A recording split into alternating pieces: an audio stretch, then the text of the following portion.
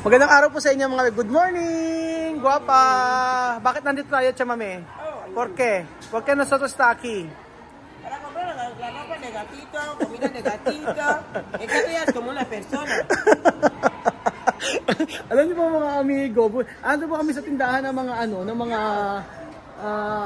bilihan ng gamit ng mga pusa, aso, ganyan po. At nabibigla si Tia Cez. Alam niyo kung bakit? Kasi nga bakit daw ang mga aso dito ay grabe daw yung mga pagkain at saka yung grabe daw yung pagkain ng ng pusa. Pakita ko sa inyo mga amigo.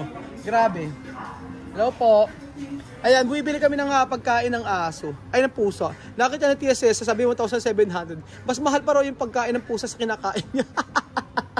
Tapos ito, may cage kaming binili. Ito, hindi kaya ni Kuya Beljun. Napakamahal kasi nasa 9,000. Pero, ang binili ko yung parang ganito po mga amigo. So, natutuwa ako kasi first time ako pumunta sa mga ganito. At first time mag-aalaga ng pusa. So, meron po magbibigay pa kasi kay may meron magbibigay kay Belgium ng pusa.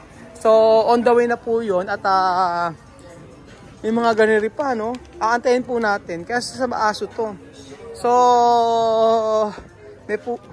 yung sa mga pusa, may mga ganiri pa. Oh, grabe, 169. May bacon flavor.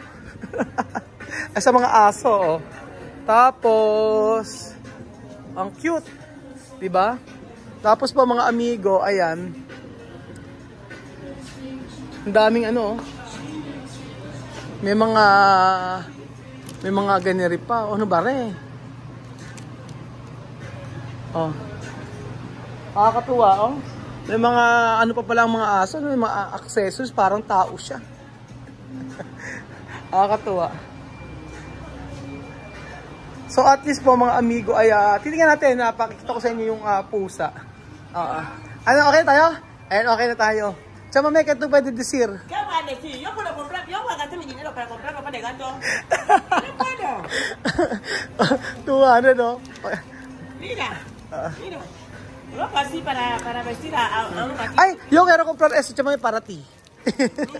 Bibiling ka ba ka, chamame? Dios mío. Como persona. Para daw tao, sabi Tia Cesa. Como ba gato? Como gato? Gato de hombre. Oh, mujer. Maricón. Abuela, maricón. Abuela, cuando ya es grande, tú sabes que tu voz se la hace borrón. ¿Cómo? Ano? Abuela. Abuelo. So, ayan pa mga amigo. Asan na nabili mo? Ito na. Lagyan na, tara na. So, uwi na po kami mga amigo. Pet Lover Center. Cute na mga mabibili dito. Ikaw, tita ulit, ano ang alaga niyo sa bahay? Mga pusa. Pusa. May pusa rin kayo? Ano pangalan ng aso niyo? Kobe. Ano? Kobe. Ala ko, Kuya Raul eh. Ayan pa mga amigo, pa uwi na po kami. At aantayin po natin yung pusa na ibibigay sa atin. Si Belgium talaga animal lover. So, ganito ang mangyayari dyan mga amigo. Ako daw magpapakain, ako daw ang bubuhay sa pusa. Kasi siya na raw ang gumawa ng paraan para magkaroon siya ng pusa. Ayan po. Balikan ko po kayo ngayon mamaya mga amigo. Grabe nga pinabili ng Tia Cesa. Coco de Tia Cesa. Walis de Tia Cesa. Tsaka saging ni Tia Cesa. Oh, may mali pa. Oka! Oh, ayan. Okay na. Bien. Naku, ayan po mga amigo, pasensya na po walang sound yung ating video ngayon dito. At kasi nga po may problema yung ating microphone na lobat pala. Pero eto, umuwi na kami dito sa part na yan at si Tia Cesa, grabe excited siya na makita ang pusa po na ibinigay kay Belgium. Actually, hindi binigay, nahuli ko kay Belgium, binili po niya. So, binili niya na 600 pesos yung pusa na yan. So, pakikita ko po sa inyo mga amigo yung ayan po yung pusa. Pakikita ko sa inyo at dumating na dyan. Inaayos lang muna natin yung bahay ng pusa. Ulaan nyo kung anong pangalan. So, mamaya po i-reveal ko sa inyo kung anong pangalan ng pusa. So, excited si Bejun. Ewan ko, si Bejun po ay mahilig sa aso, mahilig sa pusa. Kaya po, sabi niya, ang pusa daw po na yan, papatagal daw po ng, ng mga negatibo. Ayan, negatibong nangyayari sa buong bahay o mga negative vibes po mga kababayan ko. So, ayan, yung time na yan, sinatanong ko kay Tia kung ano yung pangalan ng mga pusa na ipapangalan po. Pwede rin pong Maria, pwedeng Nina, pwedeng Chamercy. Ini-request, sabi ko, ang pangalan ako natin ng pusa ay, papangalan sa pusa kako ay Chamercy, niloloko ko. Pero ito, ang pangalan po ng pusa ay Picotina. Ayan po, isa po siyang, ewan ko anong klaseng pusa po. Napakapayat, ilang buwan pa lang yan.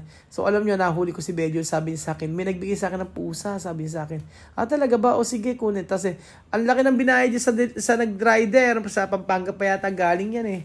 Abay, yung pusa po ay napakapayat. Tapos, sabi ba naman ng rider, kaya ako nalaman na binili ni Bejun. Kasi sabi niya, yung po bang, yung bayad po, kukunin po. Sabi, nag-usap na po ba kayo ng may-ari? Sabi gano'n sa akin. Kasi nga, tapos yung pagkain ng pusa, sobrang mahal pala. Ayan, dumudukot ng pera si Bejun. Kasi nga daw, kailangan niya bayaran yung rider. Ang mahal ng bayad sa rider, 1,600. So, sabi ni Tia Cesa sa part na yan, sabi niya ay, sa tanong ko sa kanya, ano gusto mo bang mag-alaga ng pusa sa Equatorial Guinea? Sabi niya, nako, sabi ni Tia Cesa, sarili ko nga, hindi ko mapakain eh. Inoloko ako ni Tia Cesa. Pero nakakatuwa naman kasi dahil ang buong bahay natin si Choco ay meron ng karibal si Choco, si Picotina. Picotina po ang ipapangalan natin sa pusa na yan mga amigo. O di ba nakakatuwa po. Meron na tayong muning. Meron na tayong pusa. At gustong-gusto ko rin po ang pusa na yan. Alam niyo po, nung gabi, alam niyo nangyari si Chuchen. Abay si Chuchen po ay takot na takot sa pusa tsaka sila Lenlen.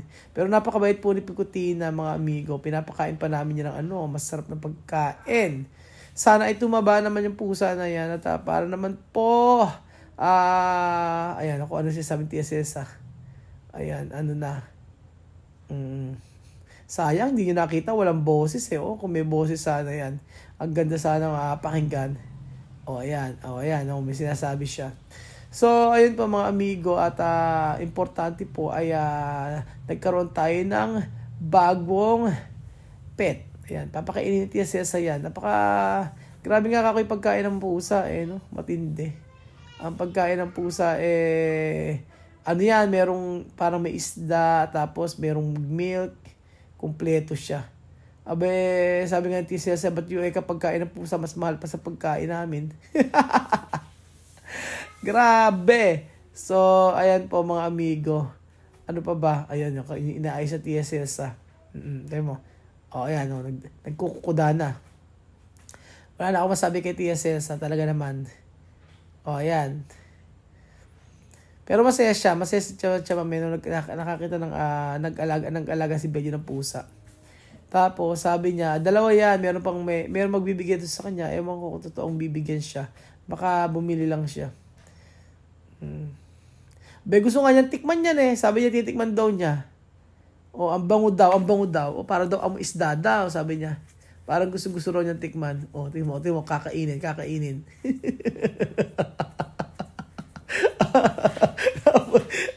At tawa ako dyan. Ano ba ginawa niya? Tingnan yung gagawin niya.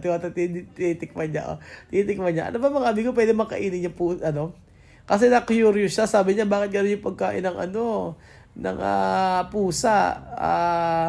Ano ba yan? Pwede raw bang kainin? Kasi mas mahal pa nga doon sa pagkain nila. Ay nako, si Tia Cesa, kung ano nalaman. Ang daming alam ni Tia Cesa mga amigo. Tingnan niyo po. Nako, ayan na po mga amigo. Sinasabi ko po sa inyo, ayan na po yung order na gatas. Gatas ni Bibian at saka ni Amir.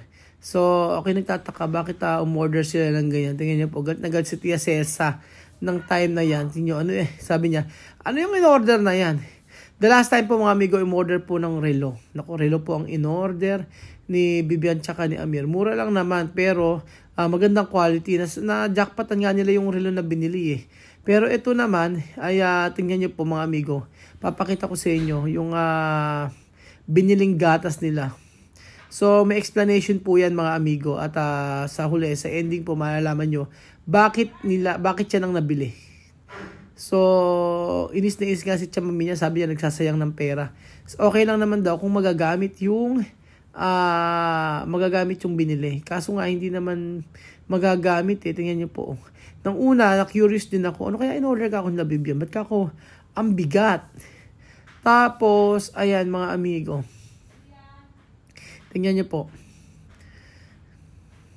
Nang una nga, nag-iisip ako, siguro ako baka palmiste. Kasi parang kalata ng palmiste. O yung palm paste. So, ayan po mga amigo. Lumitaw na. Lumitaw na ang in-order ni Bibian at saka ni Amir. O, ayan.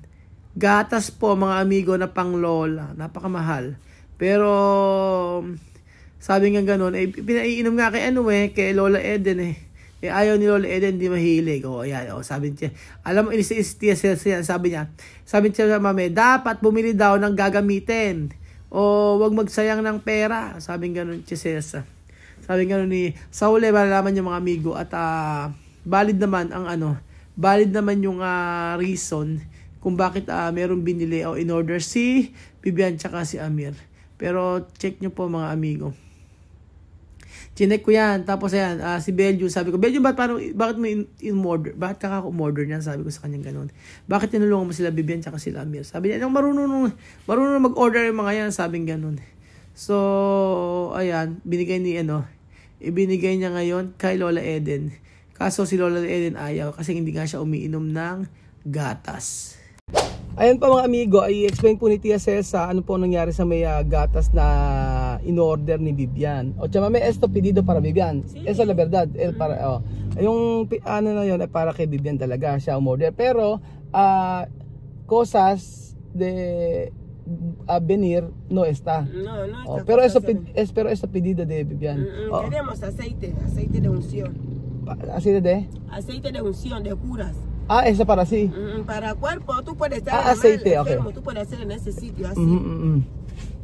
So, ayun, ang nangyari po mga amigo regarding po sa may marami kong kinat na video kasi nga po ay hindi ko na walang sounds yung video na to. So, yung iba i-voice over ko. So, sabi ni Tia Cesa, ang gatas na ito ay galing kay in-order ni Bibian. Tapos, pero si Bibian Amir. Bibian. Si Bibian. Pero ang in-order pala ni Bibian ay oil na galing sa simbahan. Yun ang sabing ganun. Oil na galing sa simbahan para daw pangpapagaling, sabing ganun. Para daw pangmasahe, sabi ni Bibian. So hindi daw nang dumating ay gatas. At ang gatas na to ay para sa cancer daw, sabing ganun. At ang sabi ni Tia Cesa ay binili naman pala itong aceite o yung oil na ito para magamit sa katawan ng tao. So ang binili pala ay kumbaga magagamit naman pala, sabi ni Tia Cesa. Pero inamin naman ni Bibian na ito ay sa kanya o siya ang umorder. Ayun, ganun pala ang nangyari. So ibig sabihin, yung in-order naman pala ni Bibian ay merong katuturan. Parang ano lang yan, umorder ka sa Shopee pero yung dumating ay hindi expectation versus reality. Parang ganun. Pero siguro hindi nila intindihan o hindi niya naunawaan kung ano yung product na yun. Pagkakamali lang, dapat tinanong niya kung ano yung product na binibili niya. O ganun po mga amigo. So, ayun. At pinagalitan kasi ng Chamami si Bibian at sabi nga huwag kang order ng hindi naman importante. So, ayun po mga amigo. Salamat po at na-explain po na mabuti ni Tia Cesa ang binili ni Bibian.